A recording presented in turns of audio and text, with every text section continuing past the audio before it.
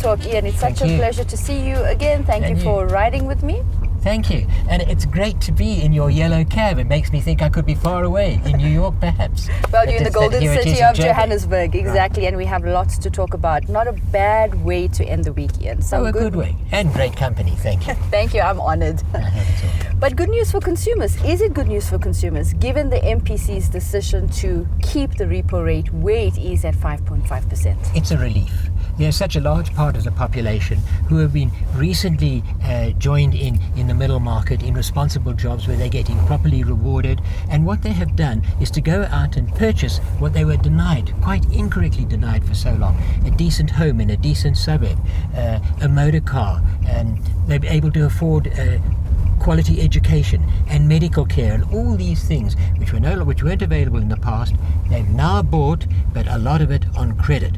Credit is relatively high, 74% of total discretionary, 24% of total consumer income. Now that's 74%. Where's it been? It's been up to 80, just over 80%. But hey, 12 years ago, it was at 52%. So, it's relatively high in the cycle, and a 1% shift in interest rates would have a significant impact on the solvency of a large part of that population. And those are the people who are the future of South Africa, the driving force of South Africa, who need to be protected, and so far they've had that. That's very well explained, but the question is, for how long can it stay where it is?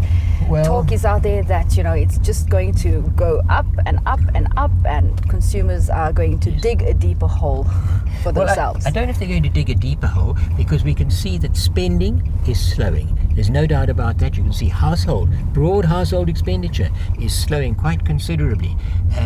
The sale of vehicles, for instance, 10% down. And you're right, credit is not that available. Credit isn't as easy to access. The banks are getting, a little bit tighter on their criteria, understandably, because it's a tougher environment. So all these things mean that there is less spending on credit, and so that's it. It's helping the consumers to protect themselves to an extent. And so I think that's good. How long could it go on for?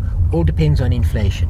Look, we see inflation going anything up to 6.5% on an annualized basis year on year. Could be in the second half of this year. It all depends on the rand exchange rate, because we have such a propensity in South Africa to import a lot of our goods, consumer goods, capital goods. If we want to build a new factory, you've got to get machinery. Where do you get the machinery? From outside South Africa. High capital costs. A lot of consumers still believe they want quality, it must be imported. Well, so be it. We want anything with a technical factor in it, whether it's a television set, a music center, or whatever, or a motor car. All got a high degree of imports. So depends on the rand exchange rate. If the rand goes weaker again, it means all those imports are much more expensive. If the rand stays at its relatively stronger level where it's got to now, that will be better. But remember, on a long-term basis, the beginning of last year, the rand was around 8.50 rand. So it's been up to 11 rand. Yes. Okay, now it's 10 rand 40. Well, it's not as bad as it was. I'm not going to say it's better. That's a deciding factor. And I think the rand is in a long-term weakening trend. It will start to weaken again in due course. That could be the end of this year, next year, and at that stage we could well see the possibility of the inflation spiral starting again. So high inflation, higher cost of living, high unemployment, very weak growth projection for this year, Ian. Yes. If you're unemployed, it's a very, very sad situation. Yes, and even if you Where are the employed, jobs going to come from? We've got a target to reach of 2.8 million jobs to add by 2015. I think that's very unlikely. I really do. I think the way that we're going at the moment, we're more likely to have job destruction than job creation, and this is just because there's no new capital investment by the private sector. I think that corporate profits are going to be less, people are going to be earning less, so the government's tax take will be lower. There'll be less revenue going to government. They're not there now to create the functions where they're going to need more labor, like big infrastructure development. Where's the money going to come? There's going to be less.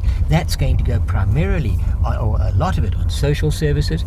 You've got to keep people alive. I mean, this is a priority. And we have the protracted strike still going on in the platinum sector, where there are people starving, literally. So no, I think so. I think it's going to be a tough environment. I don't think there's going to be much in the way of job creation, and it's part of a global environment where the overall recovery, the broad recovery, is happening slowly. And until the world economy picks up to a more robust level, and the industrialized countries want more of our iron ore and our steel and coal and copper and all the other stuff which we produce. What are we good at doing? Producing raw commodities.